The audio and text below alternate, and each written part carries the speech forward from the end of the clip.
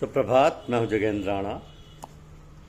अंतर में गूंजने वाला शब्द, यह हमारी आज की आध्यात्मिक चर्चा का विषय। अंतर में गूंजने वाला शब्द मनुष्य जीवन की सार्थकता क्या है कि जीवन में संभव है? प्राय लोग पूछने लगते हैं कि मनुष्य जीवन की सार्थकता का अर्थ प्रत्येक मनुष्य के लिए समान नहीं है, क्योंकि सभी मनुष्यों की बुद्धि का स्तर एक जैसा नहीं होता। सबके अंतर में न जाने क्या क्या इच्छाएं, वासनाएं, अभीप्साएं जन्म जन्मांतर से अड्डा जमाए हुए बसी हुई हैं। तो इस देह और इस संसार संबंधी इच्छाएं ही पूरी नहीं हो पाती और उनकी श्रृंखला ऐसे क्रमबद्ध चलती है कि आवागमन का चक्र ही नहीं समाप्त हो पाता है। तो पर मनुष्य जीवन की सार्थकता का जो मुख्य उद्देश्य है उसका तो कहना ही क्या।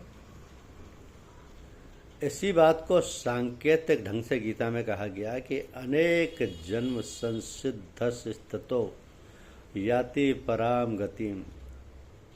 ये बात सोच समझ कर कई लोग हतोत्साहित ना हो जाएं, और हो भी जाएं तो उसमें लोगों का क्या बनता बिगड़ता है। कि तो एक बात सदैव ध्यान में रखने की है कि सभी लोगों के लिए वो ये है कि मनुष्य चाहे प्रयत्न करे या ना करे, केवल सोचने मात्र से ही वैसा बन जाएगा। ध्यान देकर विचार करें आप लोग। बिना सोचे विचारे तो कोई काम होता नहीं, कोई क्रिया बनती नहीं।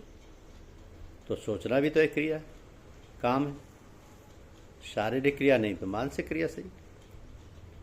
शरीर में जो इंद्रियां हैं वह भी जब तक मन की अनुमति नहीं पाती कोई काम नहीं कर सकती। मन की क्रिया बहुत गहरी होती है। बहुत सी बातें हम सोचते हैं और भूल जाते हैं। तो भूल जाने का अर्थ ये नहीं है कि वह विचार ने कहीं चला गया। वह विचार आपके अंतर मन में जाकर बैठा रहता है और समय की बाट जोता रहता है। तो जहां अवसर पाता है वहीं सोचा हुआ कार्य कर बैठता है। ऐसे असंख्य विचार हमारे अंतर मन में डेरा जमाए सोते रहते हैं और जब भी समय पाते हैं अपना काम कर जाते हैं। ये सब एक जन्म में ही संभव नहीं होता। तो वो शब्द हमेशा हमारे अंतर में गूंजने वाला है और इसे ही ईश्वरीय आवाज कहते हैं। ये जो शब्द है या शब्द जिसको बोलते हैं, ये हमारे अंतर में गूंजने वाला है। इसी को ईश्वरीय आवाज कहा जाता है। तो जो सच्चे सद्गुरु और संत हैं वही अपने सेवक को शब्द सुनने का भेद और तरीका बतलाते हैं। अंतर में शब्द कैसे सुना जाता है और उसमें कैसे समाया और लीन हुआ जाता है, यह तरीका वे ही गुरु लोग बता सकते हैं जो स्वयं इसे कहते हैं और उसी में लीन रहते हैं और परमात्मा से जुड़े हुए। तो इसका वर्णन कबीरदास जी ने सूरत शब्द योग के नाम से किया है। ये तरीका सरल है, इसमें शक नहीं है, मगर इसके पूरे जानकार और सच्चे सतगुरु बिरले ही मिलते हैं। ये मार्ग यानी शब्द मार्ग सरल होते हुए भी बहुत कठिन है। इस मार्ग पर वही चल सकता है जिसने अपने आप को पूरी तरह से गुरु के समर्पण कर दिया है और बिल्कुल उनकी इच्छा विचारे पर चल रहा है। तो मार्ग में आदमी जितनी जल्दी तरक्की करने लगता है कि कदम डगमगाने लगता है, मगर गुरु लोग उसकी संभाल और देखभाल करते हैं। जरा सी लापरवाही से साधक कहीं का कहीं जाकर गिर सकता है।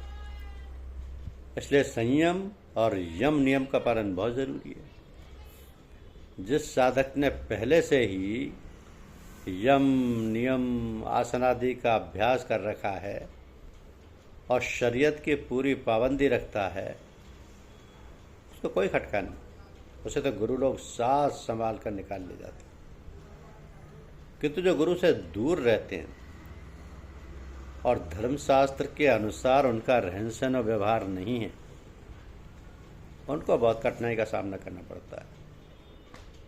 क्योंकि आजकल दुनियादारी और गृहस्थी का चक्कर ऐसा है कि आदमी को फुर्सत नहीं है। जो थोड़ा बहुत समय मिलता है उसमें भी यदि सावधान ना रहा तो फिर बड़ी कठिनाई का सामना करना पड़ता है। भगवान ही दया कृपा करते हैं और गुरु लोग अपनी सामर्थ्य से उसको साधे रहते हैं, तब तो फिर बेड़ा पार है। क्योंकि देश काल और वस्तु का प्रभाव सभी पर पड़ता है, इसके प्रभाव से कोई बच भी कैसे सकता है। आज प्राय सभी देश परिवार नियोजन पर विशेष रूप से ध्यान दे रहे हैं। हमें और देशों का इतना विचार नहीं करना है, क्योंकि सबसे पहले हमें अपनी और अपने देश की समस्या हल करनी है। तो आजकल हमारी सरकार परिवार नियोजन के लिए कड़े से कड़े प्रतिबंध लगाने को तैयार है, क्योंकि सरकार अपनी जिम्मेदारी समझती है कि देश के प्रत्येक व्यक्ति को रोटी कपड़ा और मकान की सुविधाएं मिलनी चाहिए। सभी लोग ये चाहते भी, तब पर सभी लोगों को इस कार्य में हाथ भी बटाना चाहिए। क्योंकि कानूनी रोकथाम के सिवाय यदि सभी लोग धार्मिक व्यवस्था भी सही ढंग से अपनाएं तो ये काम बहुत सरल हो जाता है। अपने आर्य सनातन धर्म पद्धति में 25 वर्ष की अवस्था तक ब्रह्मचर्य से रहने का नियम है। ये सबसे निम्न कोटि का ब्रह्मचर्य पालन है। 48 वर्ष की अवस्था तक ब्रह्मचर्य धारण करना चाहिए, वो श्रेष्ठ भी माना जाता है। तो जो गृहस्थ में प्रवेश ना करें वे आजीवन ब्रह्मचर्य का पालन करें, ऐसा भी नियम है। किंतु आजकल प्राय सब बातों का अभाव पाया जाता है।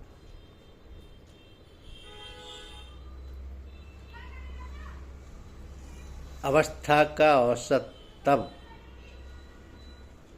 जब धर्मशास्त्र बना 100 वर्ष रखा गया था।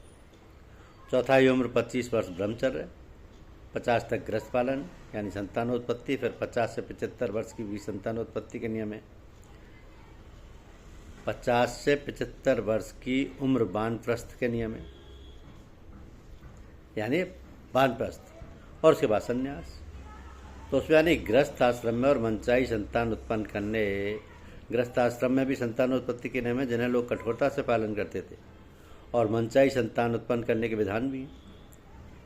तो इस प्रकार परिवार नियोजन स्वतः हो जाता है।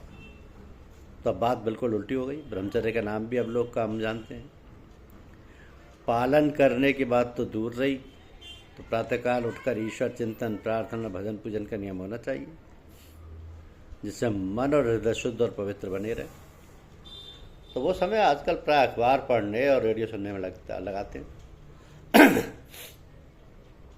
ऑफिस से छुट्टी पाने पर दुकानदारी तथा अन्य व्यवसाय से छुट्टी पाने पर लोग कथा वार्ता, सत्संग, कीर्तन इत्यादि में समय बिताने के बजाय सिनेमा, ताश, शतरंज इत्यादि में बिताते हैं। और सिनेमा का जो दूषित परिणाम हुआ और हो रहा है उसका तो अब सभी लोग महसूस करने लगे हैं उसको। तो ये सिनेमा या तो बिल्कुल बंद किए कर दिए जाएँ, या फिर इनके द्वारा धार्मिक और नैतिक शिक्षा देने वाले चित्र बने, तो फिर वातावरण एकदम परिवर्तित हो सकता है।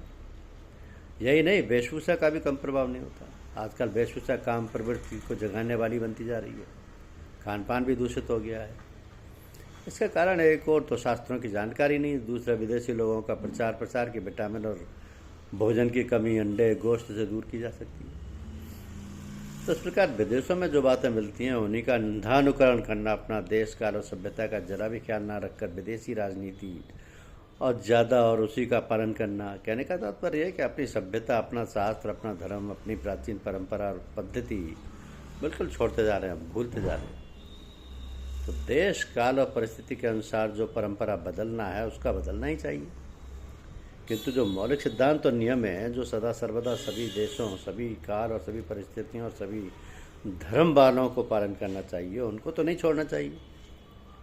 तो आज जो विषम और भीषण परिस्थितियों का सामना करना पड़ रहा है उसका उत्तरदायित्व केवल सरकार पर ही नहीं वरना प्रत्येक मनुष्य पर है। जो धर्मगुरु हैं, जो पंडित और पुरोहित हैं, उनको भी अपने समय के अनुसार बदलना है, और उसी प्रकार जनता को भी शिक्षा दीक्षा देना है। तो शिक्षक और शिक्षार्थी दोनों का कर्तव्य एक समान है। यदि शिक्षक अपना कर्तव्य ठीक प्रकार पालन करता है तो उसके प्रभाव से विद्यार्थी बच नहीं सकता। धन्यवाद।